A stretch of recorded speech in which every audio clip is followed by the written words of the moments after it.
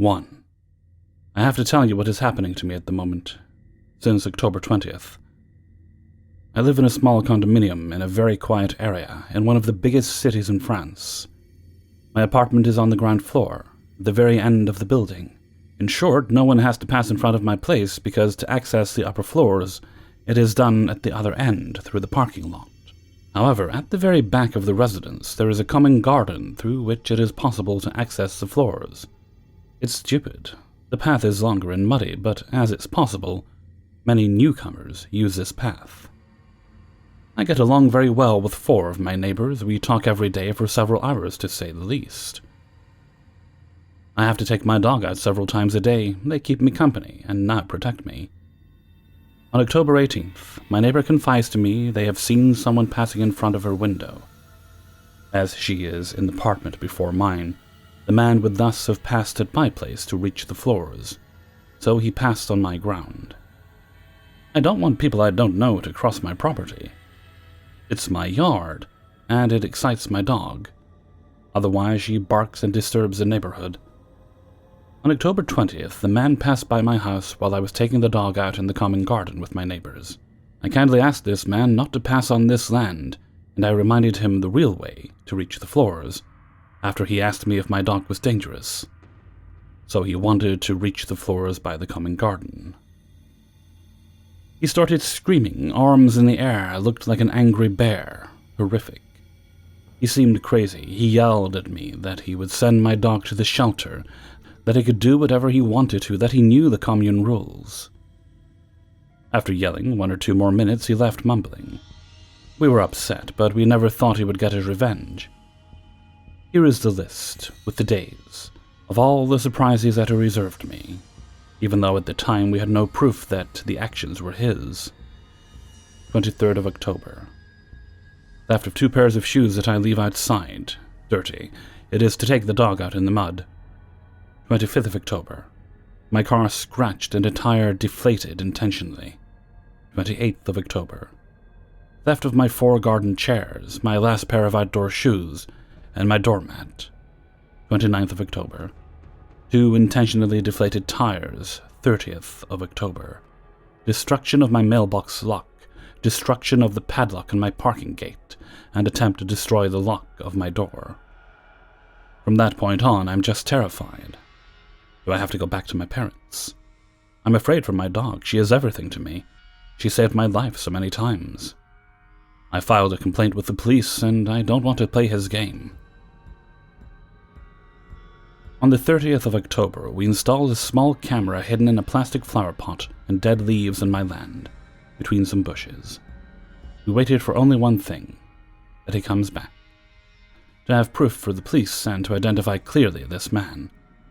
He has a very particular style. Maybe I could get my stuff back, if he didn't do anything with it. And damn, the position of Eve, the little name for our camera in public, I love you, Wally, was effective. It took several days before Eve was filming more than just stray cats. Meanwhile, I was terrified at home, wondering if he was going to smash my car or try to poison my dog. I started to almost have panic attacks at work.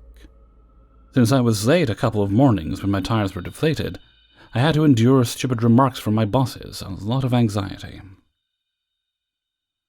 On the 4th of November, Eve filmed the guy stealing 2 pairs of shoes that I had left behind to lure him, and at night, at 1 o'clock in the morning, he knocks over my ashtray in front of my door.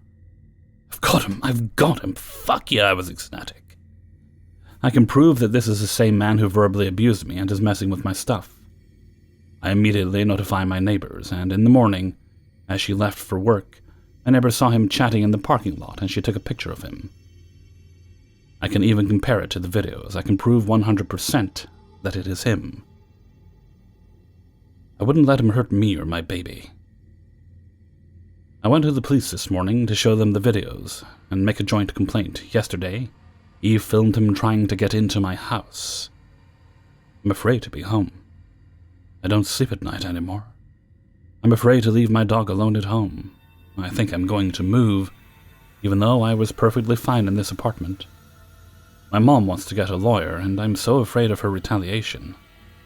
Sir, please understand that I just want to live my life without any more problems than I already have. Please stop, and don't let us ever meet again. Updates.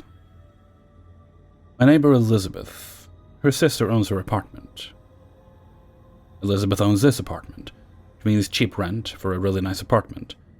Thanks to Elizabeth's sister, who is therefore part of the condominium management, we have a lot of information, but it's still not fast enough. From the beginning, we've known where this man lives. In her residence, there are 3 buildings, the A being close to the parking lot, while the C, where Elizabeth and I live, is stuck to the common garden.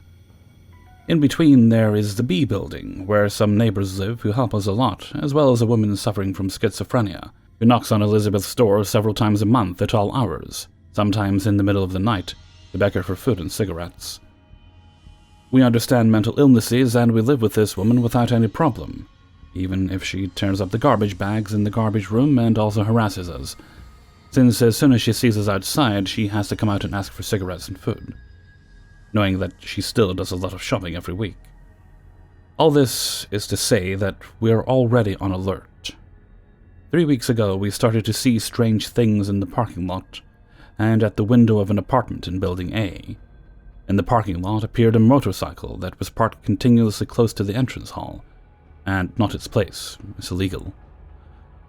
The motorcycle was covered with a tarpaulin, a stone was placed under the stand, and papers were wrapped around the pedals. Then above a window of Building A, a fishing rod was hung on the wall of the building on the 2nd floor. Then, 1 or 2 days later, we saw a clothes error in front of the same window. So it's a little bit special because there are clothes hangers that hang on windows on purpose. But this is a clothes error that sits on the floor that I'm talking about. That is to say, he hung with cables on his window, a big clothes error that normally should only be placed on the ground. The clothes error flies in the air. It's really strange and dangerous since the clothes error can fall. So as soon as the harassment started, we found the man's apartment very quickly. The condominium manager is looking for his name, since there is nothing posted on his mailbox except his initials, and a cardboard cut and taped with "Stop Pub." Honestly, his mailbox is as strange as the one of the woman suffering from schizophrenia. So, from the first aggression, we reported this man to the condominium manager. Elizabeth's sister particularly insists that they put cameras everywhere. The condominium management had put deterrent cameras in the parking lot. Now we need real ones ASAP. The condo manager wants to remind him of the law, since he's been attacking Elizabeth. This guy now hides his bike in the bike room, also illegal, and the clothes error, and the harassment. In France, even if he is a tenant, and he is recognized as suffering from psychological disorders, he will be able to stay in the residence. He will not be obligated to move, but Elizabeth will be. I talked to Elizabeth about putting visible cameras. It is sure that this man does not want to be seen, even if he sometimes allows himself to do some tricks in the middle of the day. These are very quick and no one can see him at the time. The condominium management wants to set up a petition to make him move out, but even the owner of the guy's apartment is unreachable, and he owes several months of payments to the management, obviously. A restraining order is a good idea, as some have suggested, but by the time it's put in place, I think Elizabeth would be better off leaving. I want to put up signs, even if he already knows he's not allowed. For the mailbox, if it's in the US, it's taken seriously. In France, not at all. She had to ask the police not to send her any mail since she can't open it. But that didn't shock them. And the condo manager says that it's none of their business. It's up to her to solve the problem. Let's just say that Elizabeth is not really supported by those who could actively stop all this. It's tricky, no one wants to get involved, really. At work, she was told that it was her fault and that she was overreacting. The cops have already told her, "You already filed 2 complaints," when she was going to file the 3rd report of the new sabotage. On the 10th of the 10th, there was a new scratch on the car and 2 deflated tires. Elizabeth seems to want to confront this man. I want to too. I think it's more important that we explain to him what he risks if he continues. Maybe he will stop knowing that legal action is coming. He seems to feel untouchable. He isn't. This week I'm staying at home, keeping a close eye on him. Elizabeth is staying strong, and my good girl is adorable, even though she seems worried the last few days. Update 2. So I have some amazing news. We didn't think it was so out of the ordinary. Already the new stripes on Elizabeth's car are in the shape of a cross, and there are 2 of them. He also scratched a cross onto her condemned mailbox. But most importantly, on the 11th of the 11th, a broken windshield. Elizabeth is very frustrated and in shock. We've only just learned of this.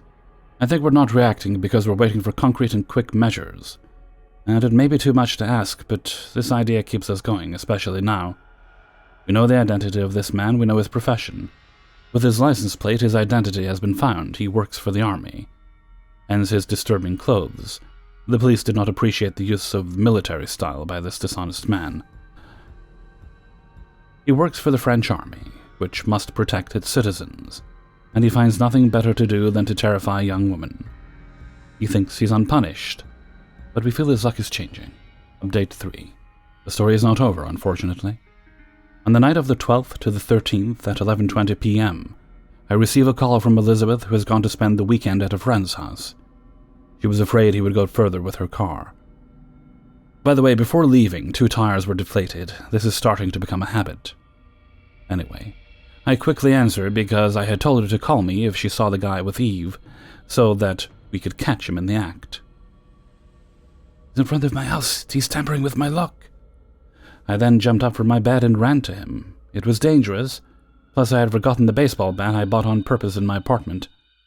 Fuck it. With the adrenaline pumping, it was hard to think, especially since I was trying not to think about it, just to relax. This situation is heavy for everyone. I couldn't see him in the dark. I was angry and frustrated that I missed him.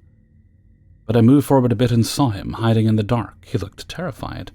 So I burst out laughing, satisfied that I had finally seen him. I guess my laughter didn't help him relax. Oops. I lit him up with my cell phone flash, and he finally moved and went on his way home. He didn't say a word. He was so shocked, and I think he thought I was filming him with the flash.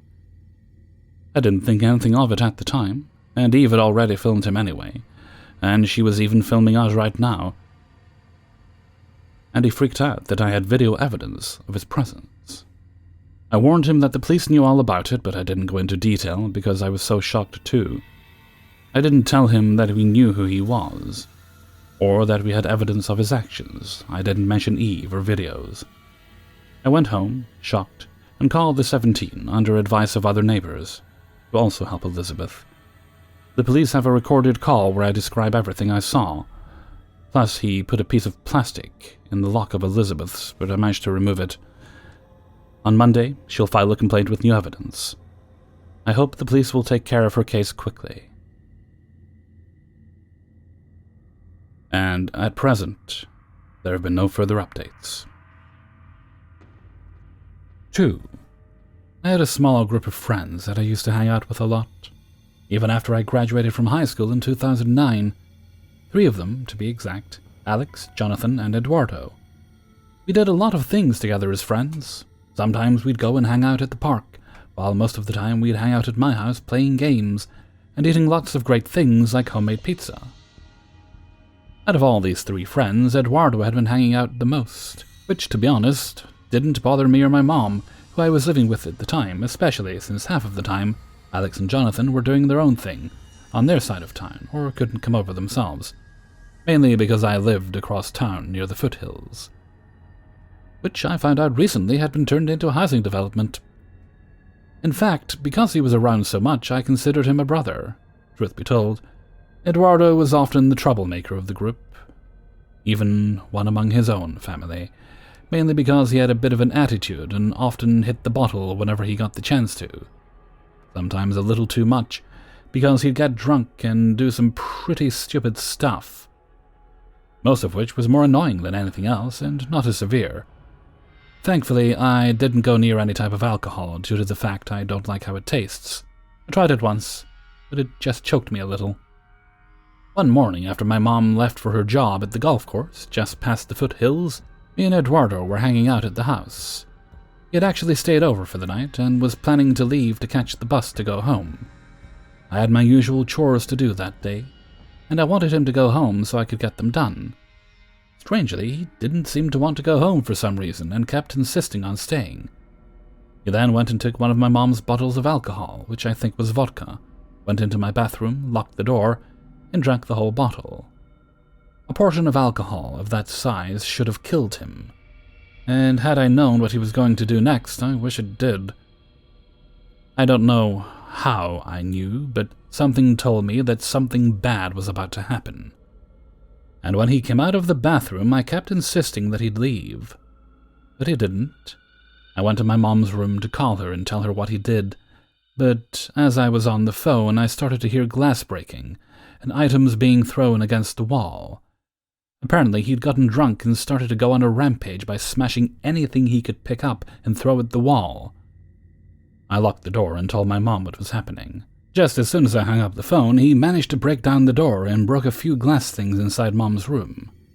After which he grabbed me by the hair and pulled me over a piece of sharp glass that almost cut one of my big toes off. Then he tried to pull me to the ground. I started to panic, thinking that he might end up severely hurting me, or worse, if he managed to get me low enough. But I was panicking. I did the only course of action I could think of. I took both pointer fingers and jammed them into his eyes.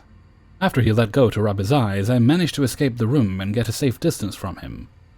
He somehow managed to disconnect our phone line, because my mom tried to call the house again, but couldn't get through. So she called the police, who didn't even get to the house for a good hour after the call was made. Meanwhile, I had managed to get to the den at the back of the house. Unfortunately, I saw Eduardo at the other end, who had just gotten there with every kitchen knife he managed to gather from the kitchen. I suddenly had an idea as to why he had knives, and quickly closed the den door. Sure enough, the moment I closed it, I heard the knives hitting against the door before hitting the carpet. I managed to exit out the other door that led to the outside of the den, circle around to the front door, and barricade it with a chair to keep him inside. He didn't try to exit the front door for 10 minutes before screaming in rage that he couldn't get out. I was in the driveway while waiting for the police during this time, as it was the only safe place I could get to. When the police finally arrived, they went to the backyard where Eduardo finally managed to get out through the kitchen door, and was making his way to the gate that led to another part of the driveway. They managed to arrest him, and my toe was bandaged by a medic. He took my testimony and got my side of the story on what happened. Out of drunken stupidity, Eduardo had the nerve to say that I didn't have any friends.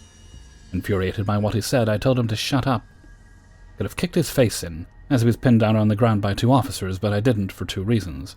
My toe was not in any condition for any kicking, and I had a feeling that if I did kick him, it might have made things worse than they could have been.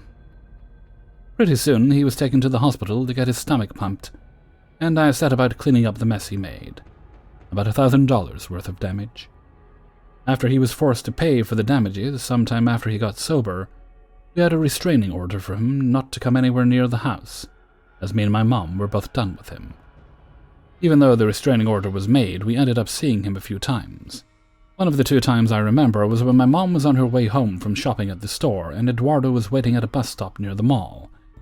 He instantly saw my mom before she saw him and quickly hid. Unfortunately for him, his quick movement caught my mom's attention, and she just glared at him as she drove past. The second time was when I was partaking in a Yu-Gi-Oh! Tournament and saw him hanging out on the couch of the store as I walked in. Both our eyes met and I simply glared at him. He must have been pretty scared when he saw me, because about 10 minutes later I was walking over to a table and saw him hurrying away to the exit, which I snorted at, uttering the word, "Coward." I never saw him again after that, but the last bit of news I heard regarding him is that he got arrested for some stupid course of action. Probably got drunk again. I'd wished he was sent there after he attacked me, but better late than never. At least he got what he deserved in the end. 3. I always considered myself the fuck-up of the family, and this victim mentality really didn't do me any favors. My brother and I had kind of a rough start of it. Both parents unemployed, father alcoholic, mother depressed, and sort of checked out of reality. We were latchkey kids, basically raising ourselves. I kind of decided life was over before it began, but my brother was like... I don't know if he was oblivious to the whole situation or if it fortified him, but he was just driven from day one.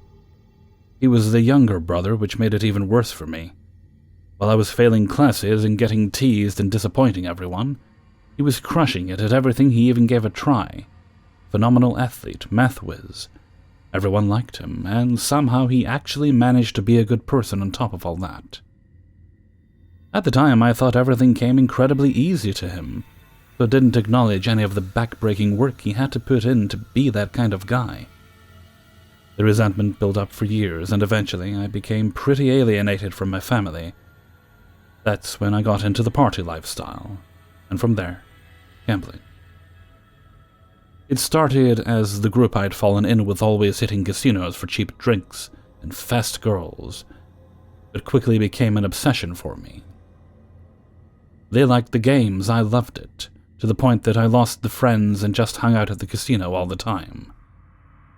Meanwhile, my brother was building this tremendous small business and making out really well for himself.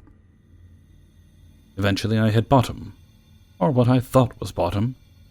After losing every last cent of borrowed money and having to leave town, I went to my brother, in earnest at the time, and begged him to give me another chance. He was so incredible.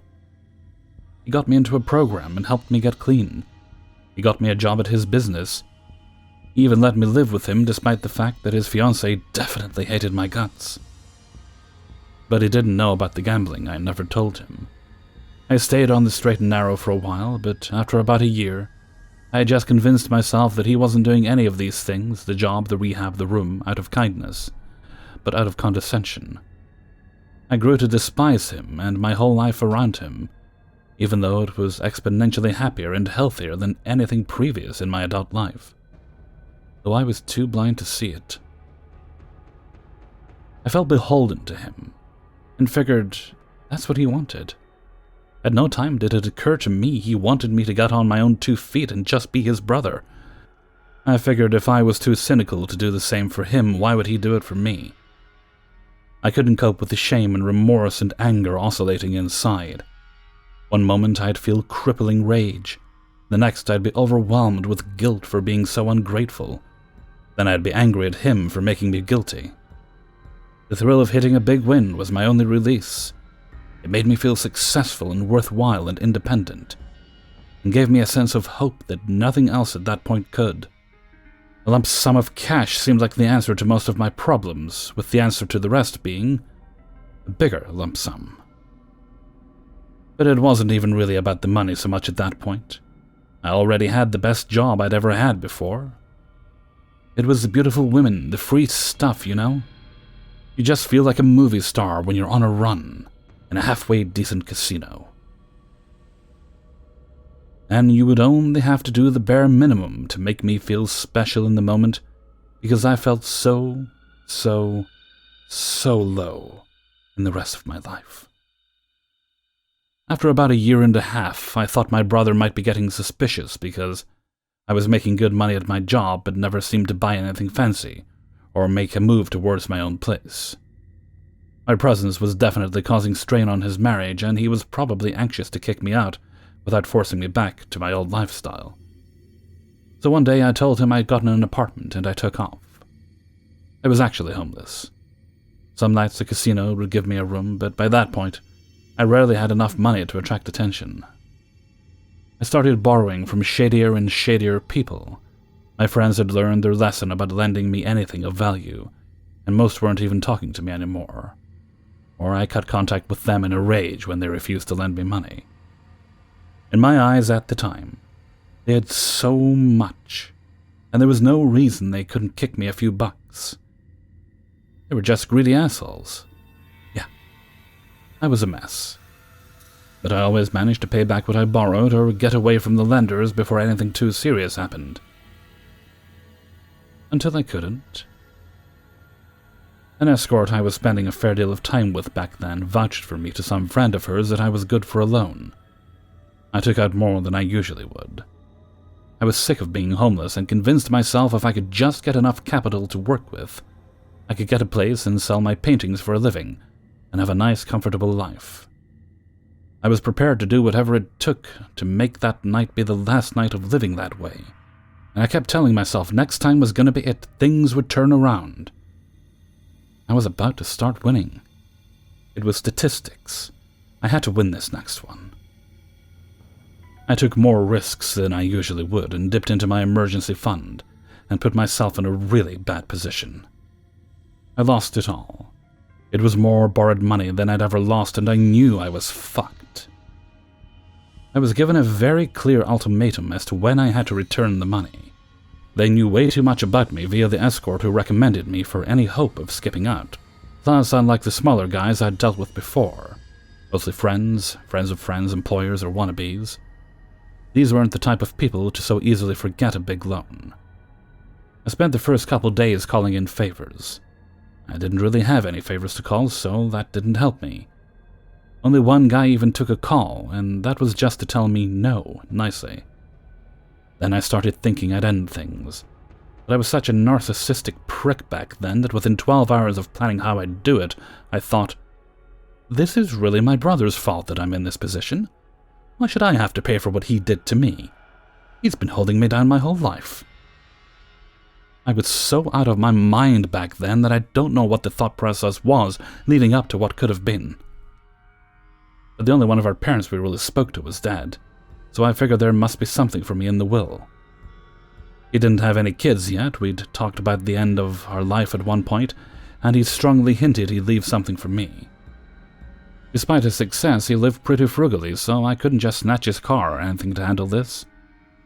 I wasn't smart enough and didn't have enough time to embezzle. I figured I could make it seem like a robbery gone bad. I was nowhere near smart enough or even in a lucid state to pull that off. I don't know what I was thinking.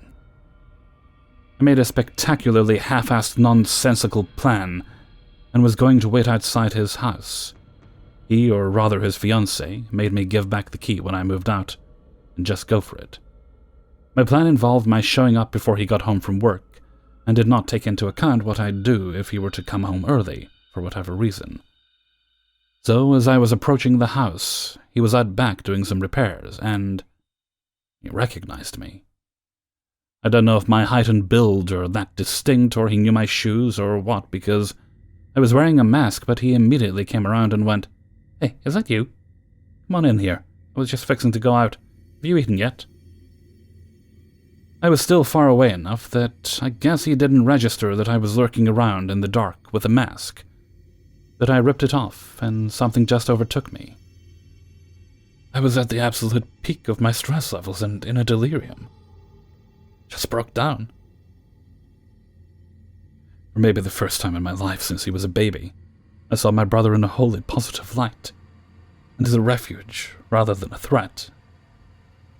And I just collapsed crying. I told him my whole payment situation. He consoled me and took me inside, and worked out an agreement in which he paid off the people in question contingent on my entering treatment. He had no idea about my gambling problem before then. From then on, thanks to a lot of therapy and Gamblers Anonymous, I managed to heal from the whole clusterfuck that was the beginning of my life. My brother knows about everything now. The feelings of resentment, the lies. But not this. I've still never told anyone about this. I almost talked about it in my last meeting, but I just can't bring myself to talk about it. I'm far too ashamed. And I'm always worried if I say it in even one place out loud, someone might know my brother and feel compelled to tell him. Even though I would never, in my right mind, which I am now, consider doing something like that. My brother would have no reason to believe it. I almost told him on step 5 and again on step 9, but I figured it would fall under the cause injury to category. Basically means that it is something that would be more hurtful to tell them than to let them go on not knowing. Because he's already had so much hurt and betrayal in his life, he genuinely trusts me now. He's happier for that, and it took years to get to that point. It might make me feel better to tell him, but it would probably just be one more burden for him to carry. I almost told him today, thinking enough time had passed, it had to be all right. But I thought about it and realized, he stands to gain nothing. It would really be so much more for me than him. I love him so much, and I'll never forgive myself for spitting in the face of his kindness for so many years. I could never tell him, but at the same time it definitely creates a wedge between us. I've thought about it more than once, but couldn't ever take the risk. He's the best thing I'll ever have. I've just got to put that all behind me. I think this helped me think through it. I don't know. Thanks for listening, if you did get this far. Oh, and if you need help, do try a meeting. My brother dragging me into one surely saved my life. There will be a link to Gamblers Anonymous in the description. Hey everybody, Hellfreezer here, and thank you very much for listening to True Scary Stories, episode 552. And thank you very much to everybody who allowed me to use their stories in this video. If you enjoyed the video, then please do share it around with all your friends and family. Anywhere you can share it with other people is appreciated. These videos always need a bit more help than some of the others. And if I please may say, if you heard the last story and you find yourself in a similar situation, or you're certainly having troubles with gambling and such, please do reach out to someone for help. I have a link if you're in the US to Gamblers Anonymous. If there's others that should be included in there, let me know and I'll add them in. Alright, seems a little wrong to include a question of the day after the tone of this video, so I'm just gonna thank you all for all the support on the channel you've given over the years, and I am unreservedly grateful to all of you. Whether you've joined this community and stayed for, almost 6 years I've been doing it now, or you left because you got bored or we had a little bit of a falling out, that's fine too. I'm still grateful to all of you. And with that, I'm gonna head off for now. So until next time, thank you very much for listening, and take very good care of yourself.